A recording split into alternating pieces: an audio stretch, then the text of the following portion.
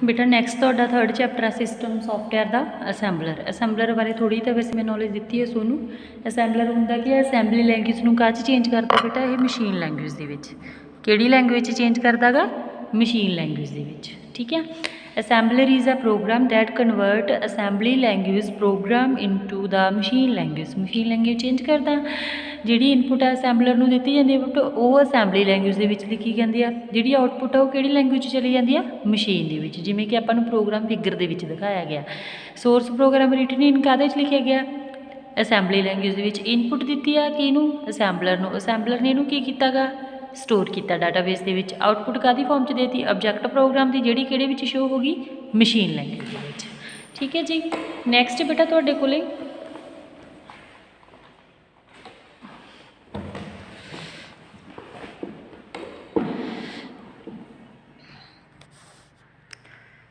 Next पुत्र जी the assembly language program give as input to assembler is called source program. जिहड़ा assembly language दे विच program give किया वा एज अ इनपुट के आधार पर किनू दिता गया? असैंबलर नूं। उहनूं आपां सोर्स प्रोग्राम बोलते हैं। तो मशीन लैंग्वेज जिहड़ी आउटपुट प्रोड्यूस करी गई है उहनूं की बोलते हैं? आपां ऑब्जैक्ट प्रोग्राम बोलते हैं। असैंबलर मस्ट परफॉर्म फॉलोइंग फंक्शन। कुछ फंक्शन परफॉर्म करता, जिवें फस्ट ऑफ ऑल ट्रांसलेट करता मैनोमिक। मैनोमिक ऑपरेशन तुसीं पहलां भी पढ़िया, ऐड करना, मूव करना, स्टोर करना। To their machine language change करता उन्होंने। ठीक है। Assign machine address to the symbolical label. जिहड़े लैबल सिंबल की फॉर्म में दिते गए प्रोग्राम च यूज़ किए गए उन्होंने कोई ना कोई एड्रैस असाइन करवाता। Assembler must also produce information for the loader. Assembler का काम की है? इनफॉर्मेशन भी दिंदा किनूं? लोडर नूं। एग्जाम्पल ला लो, all external defined symbol used in program must be noted and this information must be passed on to the loader. जिन्नी भी एक्सटर्नल इनफॉर्मेशन सिंबल्स की होंगी है वो जी प्रोग्राम च यूज़ की जाती है उन्होंने नोट करके इनफॉर्मेशन को किनू पास करता है? लोडर नूं पास करता।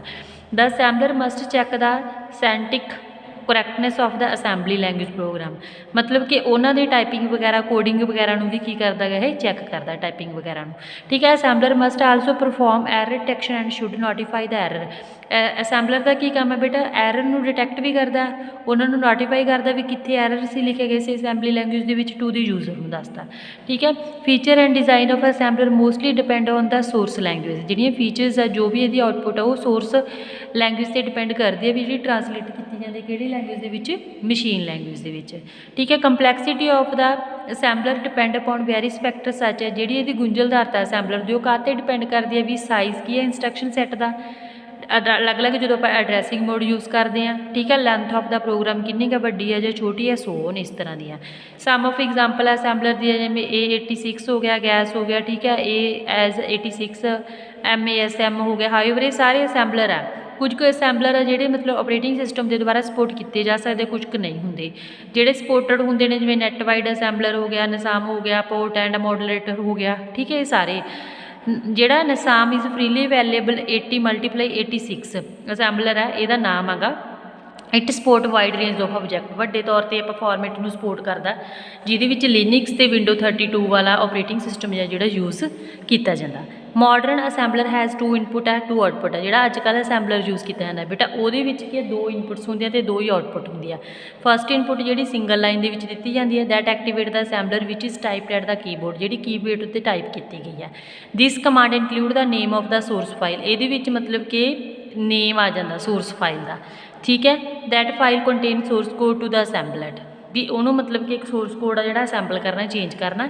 It may also contain other information command वगैरह उन्होंने स्पैसीफाई करवाना कमांड्स नूं नीड सच है। जिमें नेम पहला ऑब्जैक्ट फाइल का नेम पता होना चाहिए भी वो लिस्ट किहड़ी च पई है, फाइल लिस्टिंग की है फाइल की डिस्पले करदा the listing on the screen while it is being generated भी जो आप इनू क्रिएट करना भी इनू डिस्पले करवाना या नहीं करवाना।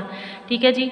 नैक्सट आ गया अपने कोले save the listing file and do not print it भी जी लिस्टिंग फाइल उन्होंने सेव करना पर उन्होंने प्रिंट नहीं कढ़ना। This program does not use a macro. Macro use नहीं करता। मैक्रो बेटा तुसीं मैनूं बच्चों ने पूछा सी भी मैक्रो की होंदी है, मैक्रो समझ नहीं आई। मैक्रो मीनिंग होंदा बेटा तुहाडे कोले भी कोई चीज़ आप रिपीट करते हैं बार बार यूज़ करते हैं उन्होंने एक ही बारी किसी एक नाम से की कर लिया आपां ਸਟੋਰ ਕਰ ਲਿਆ ਤੇ ਉਹਨੂੰ ਆਪਾਂ ਉੱਥੋਂ ਹੀ ਯੂਜ਼ ਕਰ ਸਕਦੇ, ਮਤਲਬ ਕਿਸੇ ਵੀ ਫੰਕਸ਼ਨ ਨੂੰ ਵਾਰ-ਵਾਰ ਕਾਲ ਕਰਨ ਦੀ ਬਜਾਏ ਵੀ ਉਹਨੂੰ ਇੱਕ ਵਾਰੀ ਇੱਕੋ ਅਲੱਗ-ਅਲੱਗ ਮਤਲਬ ਕਿ ਨਾਮਸ ਦੀ ਬਜਾਏ ਇੱਕੋ ਹੀ ਨਾਮ 'ਤੇ ਸੇਵ ਕਰ ਲੈਣਾ, ਉਹਨੂੰ ਕੀ ਬੋਲਦੇ ਨੇ ਆਪਾਂ, ਮੈਕਰੋ ਬੋਲਦੇ। ਰਿਪੀਟੇਸ਼ਨ ਹੁੰਦੀ ਹੈ ਵੀ ਵਾਰ-ਵਾਰ ਕਿਸੇ ਚੀਜ਼ ਨੂੰ ਰਿਪੀਟ ਕਰਨਾ। The symbol table is larger than unusual needs a certain amount of memory. ਜਿਹੜਾ ਸਿੰਬਲ ਟੇਬਲ ਆ ਉਹ ਵੱਡਾ ਹੁੰਦਾ ਕਾਹਦੇ ਨਾਲੋਂ, ਜਿਹੜੀ ਸਰਟਨ ਅਮਾਊਂਟ ਮੈਮਰੀ ਦੇ ਨਾਲ। ਐਗਜ਼ਾਮਪਲ ਲੈਤੀ ਹੈ ਇਹਨਾਂ ਨੇ ਇਨਵੋਕਸ, ਮਾਈਕਰੋਸਾਫਟ ਮੈਕਰ ਅਸੈਂਬਲਰ ਦੀ ਵਰਤੋਂ ਕਰਦੇ ਆ ਇਹ, ਜਿਹਨੂੰ ਸ਼ਾਰਟ ਫਾਰਮ ਦੇ ਵਿੱਚ MESM ਬੋਲਦੇ ਆ, ਜਿਹਦੇ ਵਿੱਚ 86 ਮਾਈਕਰੋ ਪ੍ਰੋਸੈਸਰ ਦੀ ਵਰਤੋਂ ਕੀਤੀ ਜਾਂਦੀ ਹੈ ਬੇਟਾ। ਜਿਹੜਾ MES ਹੈ ਇਹ ਮਤਲਬ ਸਟੋਰ ਕੀਤਾ ਹੁੰਦਾ ਡੀ ਡਰਾਈਵ 'ਤੇ ਹੁੰਦਾ।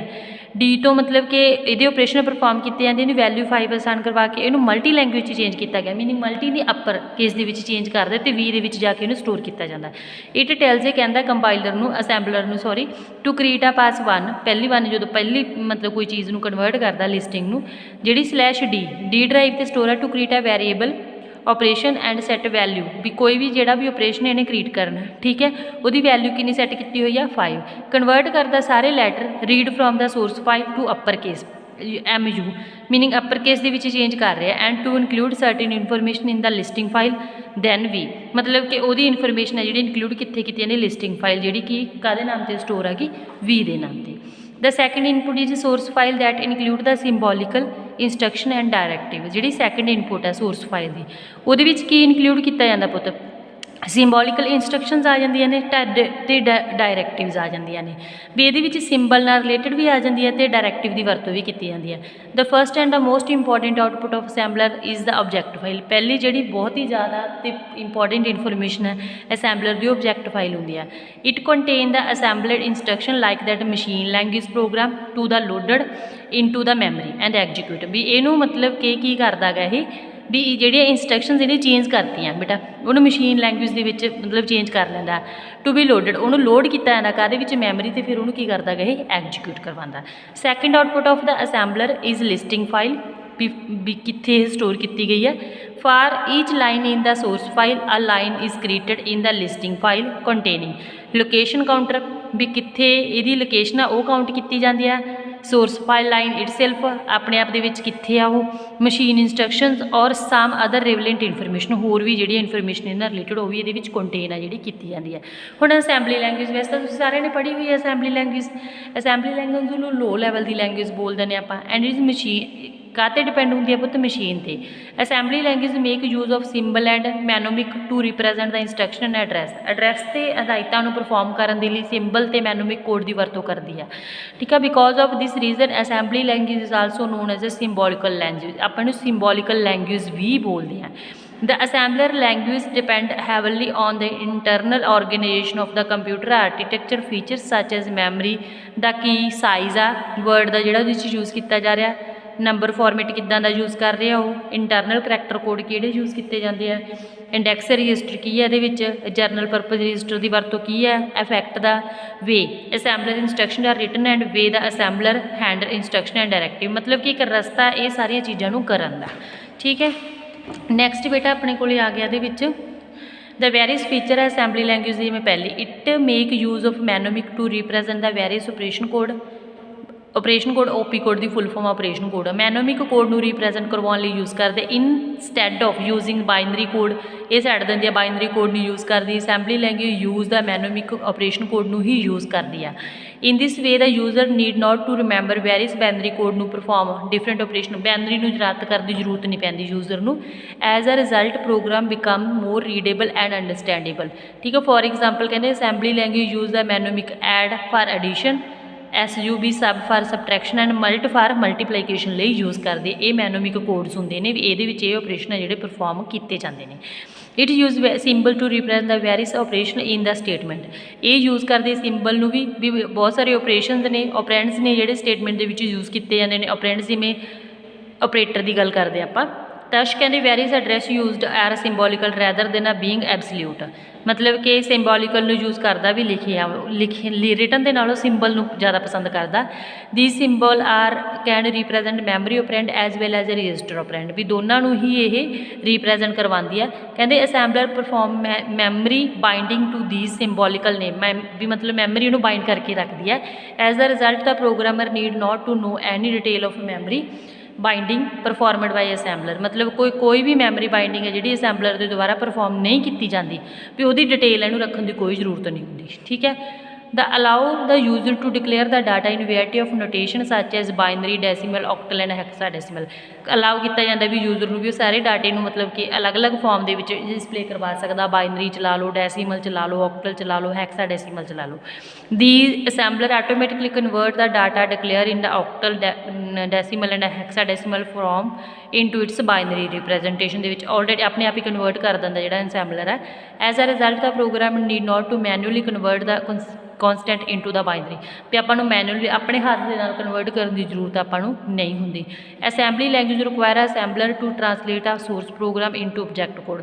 ਅਸੈਂਬਲੀ ਲੈਂਗੁਏਜ ਨੂੰ ਜ਼ਰੂਰਤ ਪੈਂਦੀ ਹੈ ਅਸੈਂਬਲਰ ਦੀ ਵੀ ਸੋਰਸ ਪ੍ਰੋਗਰਾਮ ਨੂੰ ਕਾਹਦੇ ਵਿੱਚ ਚੇਂਜ ਕਰਨਾ ਉਹਨੇ, ਆਬਜੈਕਟ ਕੋਡ ਦੇ ਵਿੱਚ। ਬਸ ਇੰਨਾ ਤੁਸੀਂ ਰੀਡ ਕਰ ਲਿਓ ਅਸੈਂਬਲੀ ਲੈਂਗੁਏਜ ਬਾਰੇ ਅਤੇ ਅਸੈਂਬਲਰ ਬਾਰੇ ਪੜ੍ਹ ਲਿਓ। ਨੈਕਸਟ ਟੌਪਿਕ ਮੈਂ ਅਗਲੇ ਲੈਕਚਰ 'ਚ ਕਰਵਾਉਂਗਾ। ਓਕੇ, ਥੈਂਕ ਯੂ ਬੇਟਾ।